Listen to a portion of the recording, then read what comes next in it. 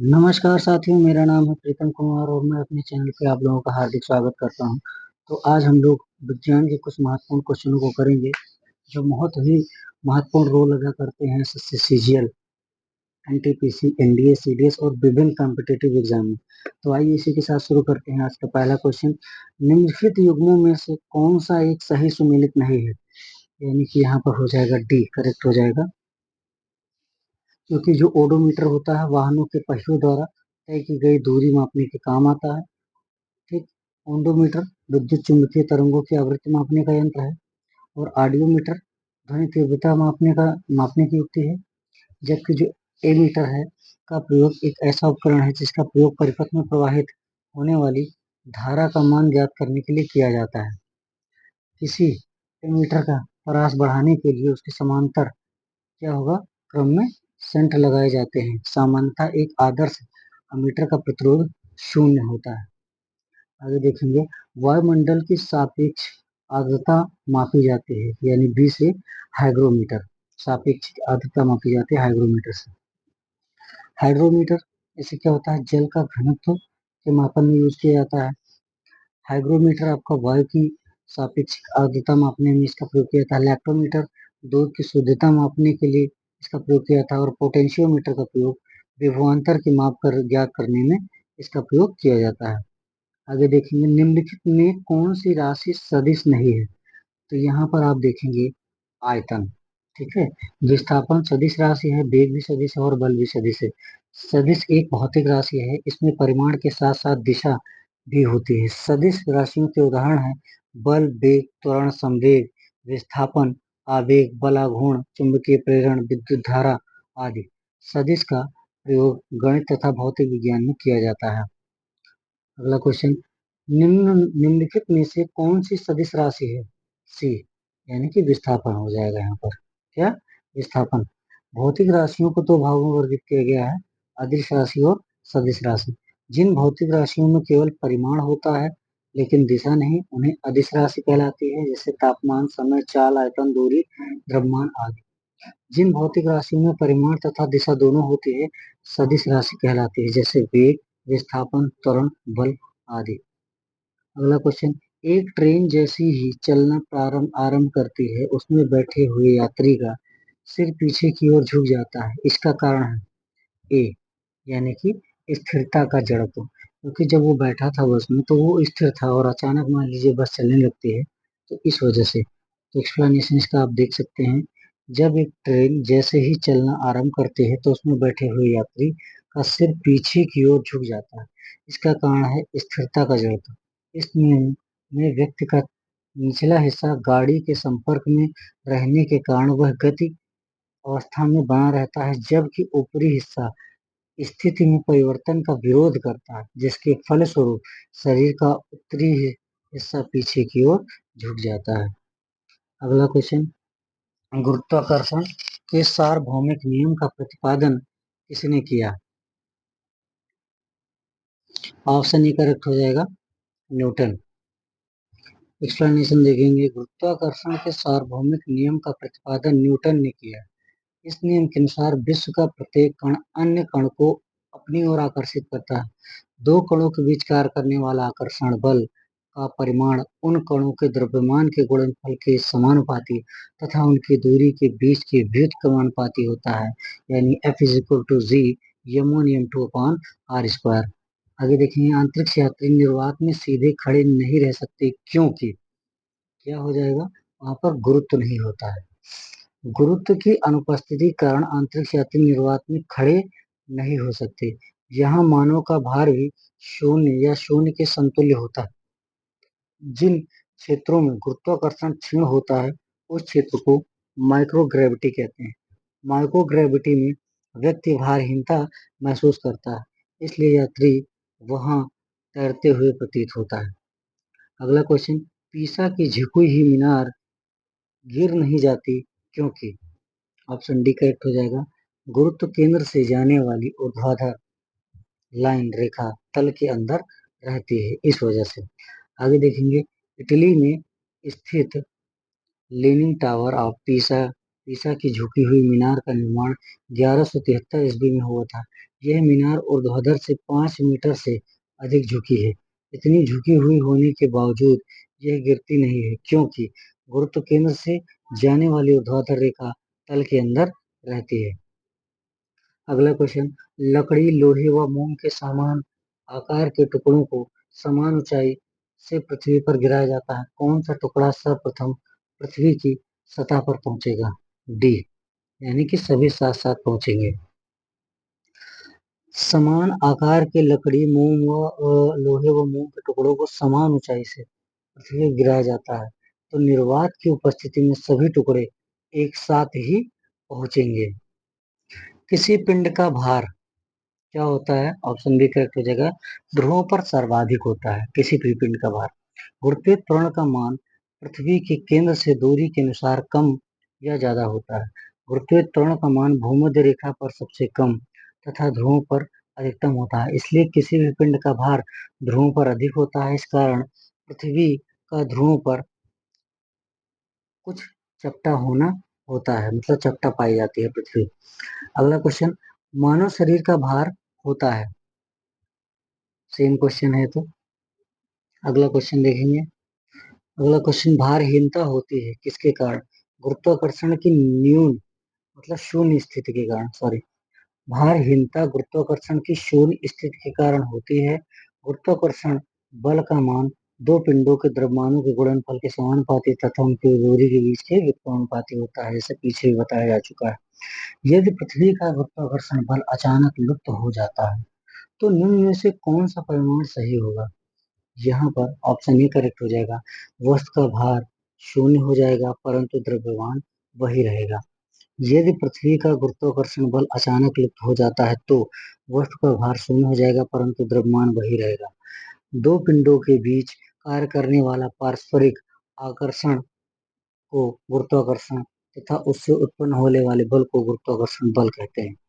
आगे देखेंगे, अपने कक्ष में एक उपग्रह पृथ्वी के चक्कर लगाता रहता है, वह ऐसा निम्न में से किस कारण से करता है?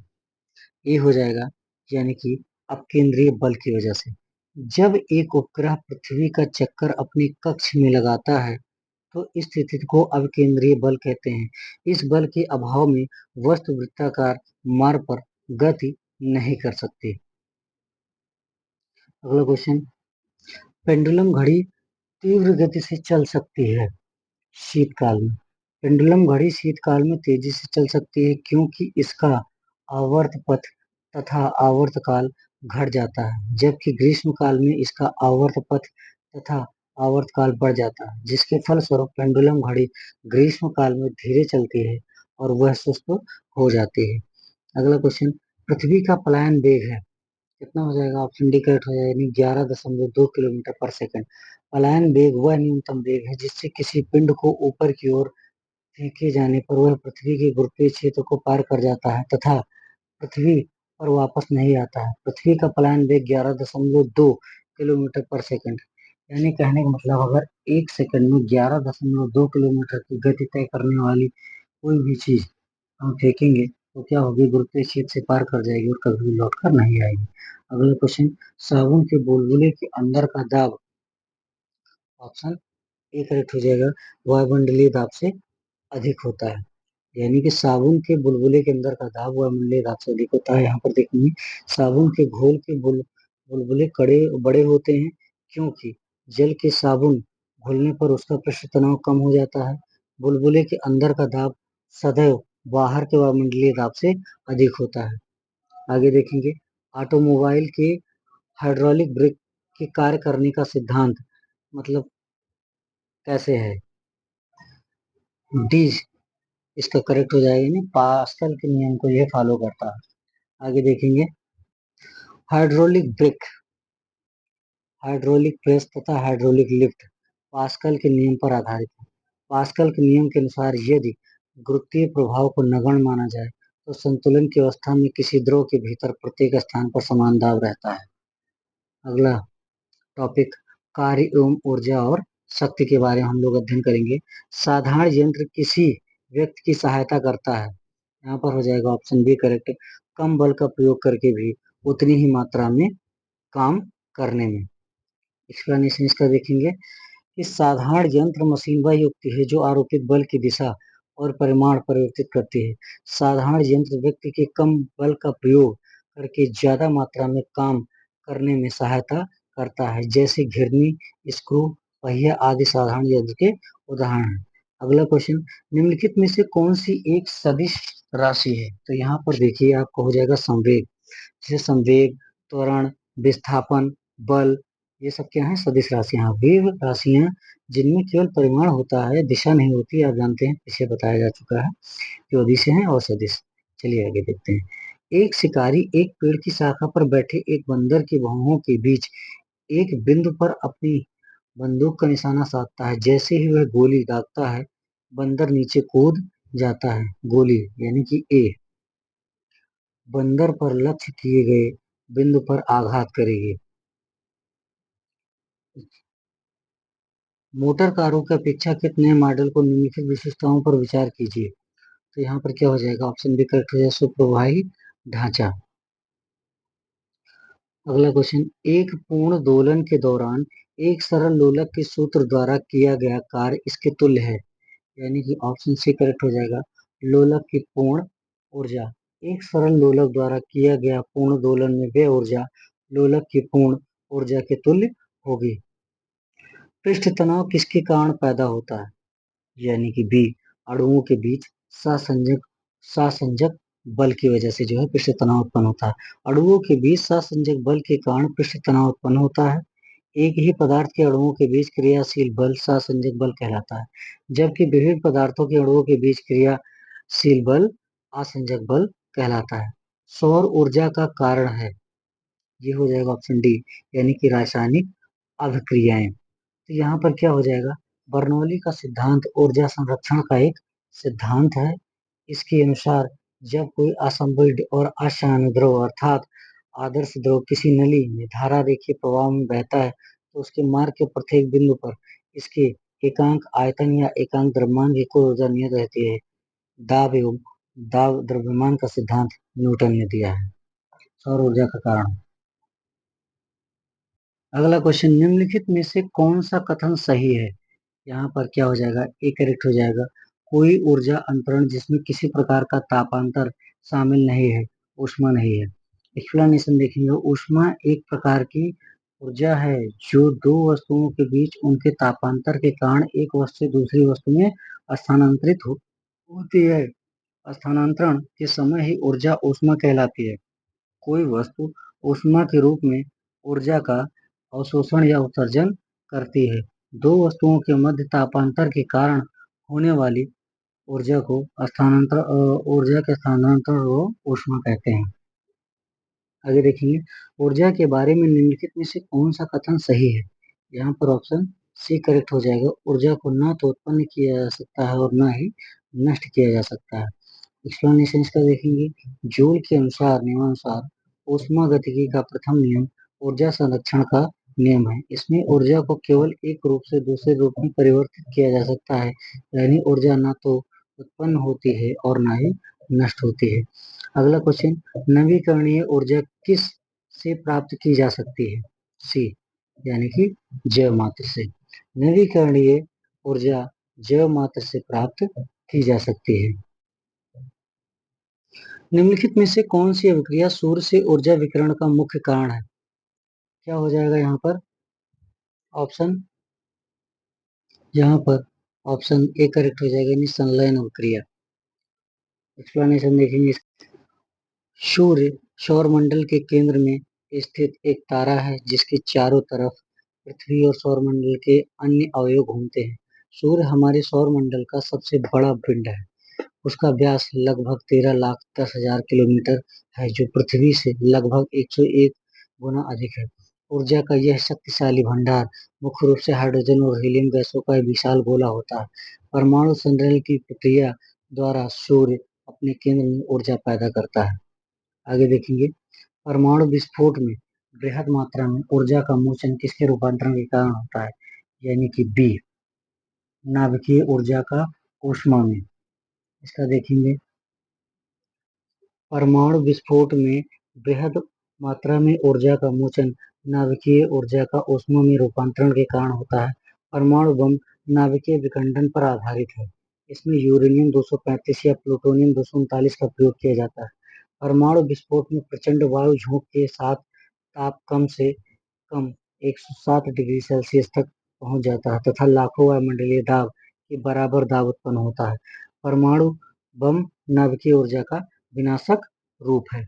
आगे देखेंगे, सूर्य में ऊर्जा का मुख्य स्रोत क्या है? ए, नाभिकीय संलयन, यानी नाभिकीय संलयन क्रिया की वजह से जो है सूर्य में वो होता है, ऊर्जा होती है। सूर्य सौरमंडल के केंद्र में स्थित एक तारा है जिसके चारों तरफ पृथ्वी और सौरमंडल के अन्य अवयव घूमते हैं। सूर्य हमारे सौरमंडल का सबसे बड़ा पिंड और उसका व्यास लगभग 13,90,000 किलोमीटर है, जो पृथ्वी से लगभग 109 गुना अधिक है। ऊर्जा का यह शक्तिशाली भंडार मुख्य रूप से हाइड्रोजन और हीलियम गैसों का एक विशाल गोला है। परमाणु विलयन की प्रक्रिया द्वारा सूर्य अपने केंद्र में ऊर्जा पैदा करता है, यानी नाभिकीय संलयन द्वारा।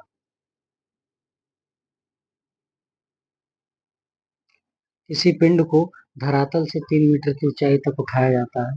इसे एक मेज पर गिराया जाता है जो भूमि से 1 मीटर ऊंची है। इस प्रश्न में निम्नलिखित कथनों में से कौन सा एक सही है? यहाँ पर जो है ऑप्शन ए करेक्ट हो जाएगा।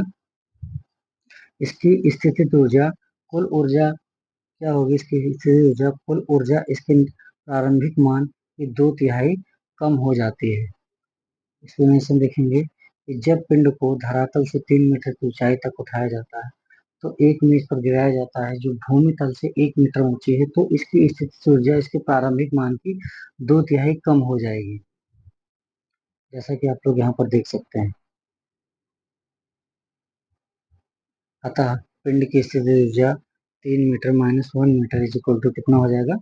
2 मीटर होगी। अतः कुल ऊर्जा इसके सापेक्ष स्थितिज ऊर्जा 2/3 कम हो जाएगी। निम्नलिखित में से कौन सा एक अनवीकरणीय संसाधन है? ऑप्शन बी करेक्ट हो जाएगा, कोयला, क्योंकि एक बार जलने के बाद वो खत्म हो जाएगा। इसका गैर नवीकरणीय अनवीकरणीय संसाधन वह खनिज है जो लाखों साल में स्थलमंडल में बनते आए हैं और एक समृद्ध प्रणाली का गठन करते हैं। गैर नवीकरणीय संसाधन एक बार इस्तेमाल में आते हैं, एक अलग रूप से पृथ्वी पर रहते हैं और जब एक पुनर्नवीकरण हो जाए तो ये अपशिष्ट पदार्थ बन जाते हैं। गैर नवीकरणीय संसाधन में जीवाश्म ईंधन भी शामिल होते हैं, जैसे तेल, कोयला आदि। इन्हें वर्तमान दर पर निकाला जाता है तो ये जल्दी ही पूरी तरह से खत्म हो जाएंगे। अतः एक गैर नवीकरणीय संसाधन, जिसे सीमित संसाधन भी कहा जाता है, वह संसाधन है जो कि मानव समय समय के ढांचे के अनुसार सार्थक ढंग से सतत आर्थिक निकासी के लिए एक एक पर्याप्त दर पर खुद को नवीकृत नहीं करता है।